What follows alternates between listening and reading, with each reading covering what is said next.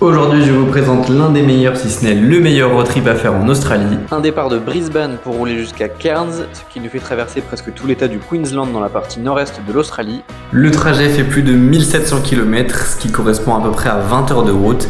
Si on faisait ça en Europe, en partant de Paris, on pourrait aller jusqu'à Lisbonne ou alors jusqu'à la Pologne ou l'Ukraine. J'ai fait ce voyage avec ma famille et voici l'itinéraire qu'on a emprunté avec beaucoup de routes au début et quand même beaucoup plus d'étapes à la fin du parcours.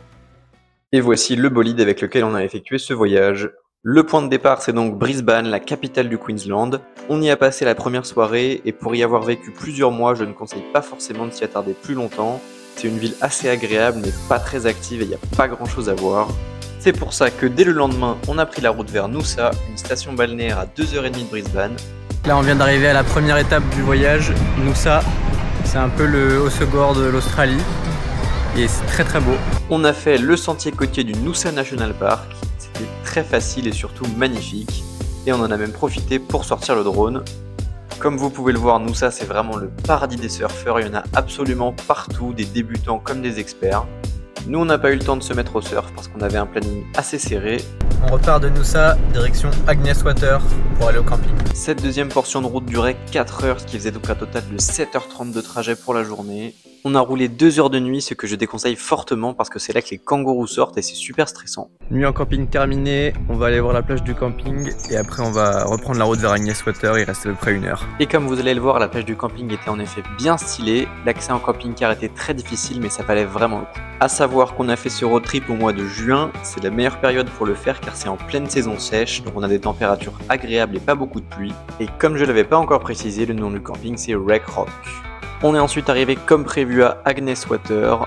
Là-bas, on a vu un beau point de vue et on a fait une mini rando. Trail de 15 minutes à Agnes Water, le tout sans Sherpa. C'était très sympa, mais il a fallu qu'on reprenne assez vite la route dans notre prochaine étape, le Yungela National Park, qui était encore à 7 heures de route.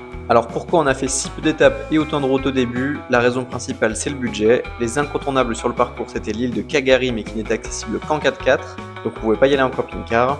Il y a aussi l'île Lady Musgrave qu'on peut atteindre depuis Bundaberg ou Agnes Water, mais là pour être tout à fait transparent, les prix des excursions sont vraiment abusés, donc on pouvait pas se le permettre. On est donc arrivé à Yungela National Park pour le 3e jour de voyage.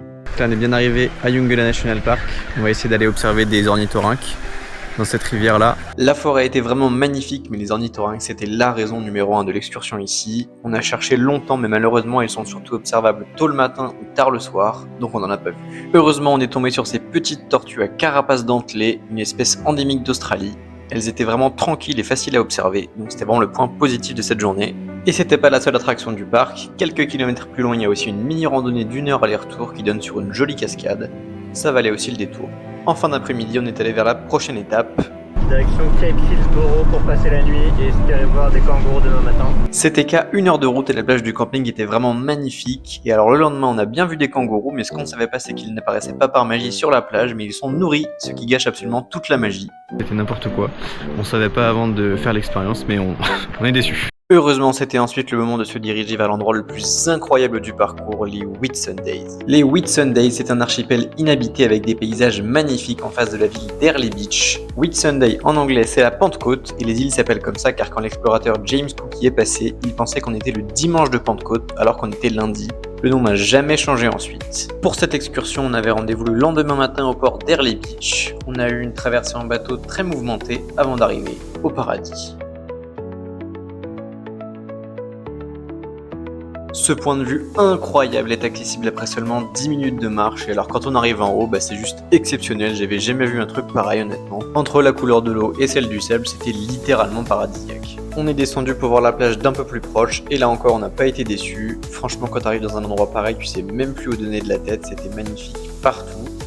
C'était déconseillé de se baigner à cause du courant, mais en mettant les pieds dans l'eau, on a quand même pu voir un petit requin pointe noire et une raie pastenague. La rentabilité était vraiment au rendez-vous. Après ça, on est remonté sur le bateau pour aller sur un spot de snorkeling. Le cadre était encore une fois trop beau et dans l'eau on a vu plein de poissons, notamment un gros Napoléon de presque 200 kg, mais aussi un poisson perroquet, un poisson clown, sans oublier de très jolis coraux. Et on a conclu la journée en reprenant la route vers l'étape suivante, Magnetic Island. On est dans le magnifique port de Townsville. Voilà, on va prendre le ferry pour aller à Magnetic Island. C'est une île où on est censé pouvoir voir des koalas en liberté. C'est censé être l'un des endroits en Australie où on en voit le plus facilement. On va voir. Vous l'aurez compris, on aime bien les animaux. Pour ce qui est de l'accès à l'île, la traversée était très agréable et vraiment rapide puisque ça n'a duré qu'une vingtaine de minutes. Une fois arrivé sur l'île, on a pris un bus qui nous a amenés au début de la randonnée. Je sens que j'ai jamais été aussi proche d'un koala. J'essaye d'explorer dans les chemins plus compliqués. Et après avoir cherché 2 heures comme des acharnés dans toute la forêt...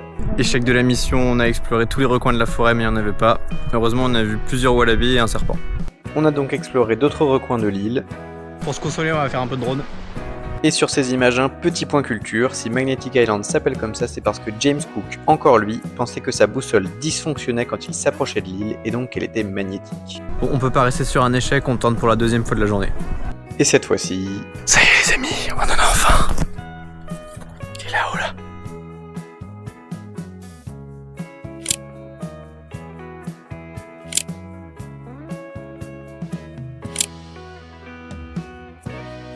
Et puis littéralement 2 minutes plus tard, on a vu ce wallaby super chill qui m'a laissé m'approcher de lui de plus en plus près au point d'être à seulement quelques mètres. Il restait vigilant mais il a eu confiance, merci à lui. C'est incroyable d'avoir pu voir des animaux comme ça à l'état naturel. Donc gros coup de cœur sur Magnetic Island. La journée ne pouvait pas être meilleure mais on est quand même allé au bout de la rando pour avoir une jolie vue. Et après ça, on a repris le ferry, puis la route, en direction de l'étape suivante. Petit coucher de soleil à Saunders Beach avant de reprendre la route demain. L'étape suivante, c'était Mission Beach où on est censé pouvoir voir des casoars, ces grands oiseaux préhistoriques. On n'en a pas vu, mais la plage était vraiment très belle.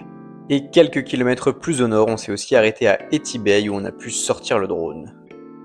Ce magnifique endroit me fait penser que je n'ai pas encore précisé une chose, si on ne va jamais se baigner malgré toutes ces belles plages, c'est pour 2 raisons principales, les crocodiles marins et les méduses mortelles qui sont présents dans l'eau dans toute la partie nord du Queensland, ça donne tout de suite moins envie. Après ces dernières escales, on est enfin arrivé à Cairns après une semaine de route et il nous restait 4 jours complets à profiter autour de la région. Hier on est arrivé à Cairns pour passer la nuit, on a dormi dans un camping en plein centre-ville, ce qui est bizarre pour une ville de 170 000 habitants. Et là ce matin on est à Palm Cove. Le but de cette journée c'était de faire plusieurs petits arrêts sur le chemin avant d'arriver à Daintree, l'endroit où on devait être le lendemain. Palm Cove était donc le premier stop. L'étape suivante c'était Port Douglas et la route pour y accéder était vraiment très belle malgré les travaux. On a fait plein de petits arrêts sur des plages ou alors des points de vue. À Port Douglas on a découvert la plage de 4 Mile Beach avant de reprendre le trajet direction Mossman Gorge pour une petite promenade dans la forêt tropicale. En direct de Mossman Gorge. Cet endroit fait partie de la forêt de Daintree qui est la plus ancienne forêt tropicale de la planète. Elle aurait entre 130 et 180 millions d'années et elle est inscrite au patrimoine mondial de l'UNESCO depuis 1988. Et en plus on peut se baigner sans craindre les crocodiles. C'est très froid. Après ça on a fait un dernier arrêt sur une plage et on est enfin arrivé au village de Daintree où on dormait le soir même. Bien arrivé à Daintree, la plus ancienne forêt tropicale du monde. Donc demain on y va pour une croisière crocodile et du floating, donc descendre la rivière sur un matelas gonflable. On est donc allé faire notre croisière crocodile le lendemain matin, ça durait 1 heure et pour être honnête j'avais peur que ce soit un peu court mais en fait c'était pas du tout le cas et vous allez comprendre pourquoi. On en a vu absolument plein dès le début et c'est allé crescendo avec d'abord ces 2 bébés qui étaient chacun sur une berge de la rivière différente. On a ensuite vu un autre jeune mais qui était un peu plus grand que les 2 autres. Et puis notre première adulte, Dusty, l'une des plus grosses femelles du coin. Quand elle a les yeux ouverts, elle est vraiment terrifiante, c'était incroyable à voir de si proche. Et sans plus attendre, voici Scarface, le roi de la rivière. Il a 90 ans, plus qu'une seule dent, mais il terrorise encore tous les autres mâles de la rivière. Il a une quinzaine de femelles dans son harem et on était donc juste à côté de ce monstre de 6 mètres de long. Et enfin on a vu celui-ci qui était tranquille sous sa branche. Sur le retour on a profité du paysage, j'en profite pour vous dire que malgré sa taille, un crocodile adulte ne mange que 2-3 kg de viande par semaine et qu'il peut même passer plusieurs mois sans rien avaler. Et en bonus on a vu ce magnifique martin pêcheur à la fin de la balade. C'était exceptionnel, on a vu 4 bébés, 2 moyens et 2 énormes, super proches. Et le guide était vraiment au top, incroyable. Après ça, on est allé faire une activité beaucoup plus paisible, du floating, c'est-à-dire qu'on a profité du courant de la rivière pour la descendre en matelas gonflable. Heureusement, il n'y avait pas de crocodile dans celle-là. C'est l'une des eaux les plus pures de la planète et le cadre était vraiment exceptionnel. On a d'abord pas mal exploré à pied et à la nage avant de définitivement monter sur nos matelas et de profiter. Ça alternait entre petits obstacles et moments hyper tranquilles dans le calme de la forêt, l'ambiance était vraiment trop bien, c'était comme un parc aquatique en pleine nature. Et pour l'anecdote, la forêt de Daintree s'appelle comme ça en hommage à Richard Daintree, un géologue anglais qui n'y a pourtant jamais mis les pieds. De retour dans le même camping qu'hier après le floating, c'était vraiment incroyable. Vraiment un truc comme j'en ai jamais fait. Donc encore une fois je recommande.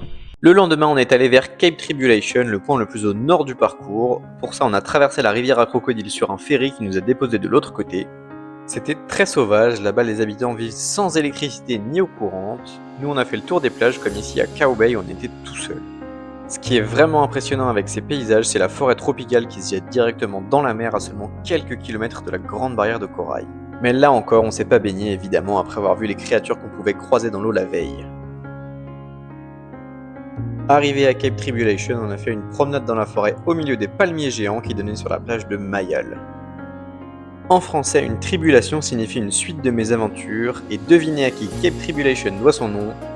Évidemment, c'est James Cook qui l'a nommé ainsi après que son navire s'est échoué. Dans son journal, il dit qu'il a appelé l'endroit comme ça car c'est là que tous ses ennuis ont commencé. Et le lendemain, on est rentré à Cairns, la toute dernière étape du voyage. Dernier jour, on devait aller à Fitzroy Island mais il fait pas beau du tout. Donc on va visiter Cairns à la place. Cairns, c'est sympa mais c'est pas non plus la ville du siècle, donc si vous y allez, je vous conseille plutôt de faire une excursion à Fitzroy Island ou Green Island, deux îles qui sont situées à 45 minutes de bateau chacune. Fin du voyage, c'était vraiment incroyable, on a vu des animaux géniaux, des paysages de fou. Il faisait toujours bon, voilà, ça correspond à l'hiver mais il a jamais fait moins de 20 degrés. Et surtout on était tranquille, il n'y avait jamais personne. Les campings on pouvait toujours réserver le jour même, pareil pour les activités, donc voyage vraiment incroyable. Si vous avez l'occasion de le faire un jour, faites-le parce que ça vaut vraiment le coup.